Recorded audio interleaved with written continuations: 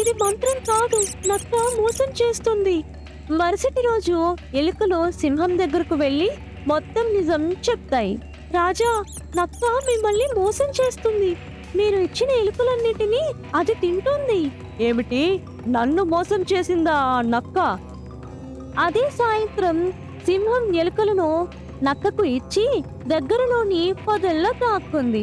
కొంతసేపటికి నక్క వచ్చి మళ్ళీ ఎలుకలను తినడం మొదలుపెట్టింది. సింహం బయటికి దూసుకొని వచ్చింది. నన్ను మోసం చేయడానికి ధైర్యమా నీకు? రాజా రాజా క్షమించండి.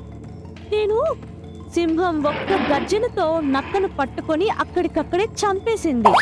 ఇకపై ఎవరి మాట విన్నా జాగ్రత్తగా ఆలోచించాలి. నమ్మకం తప్పుడు చేతుల్లో పడితే ప్రమాదం తప్పదు.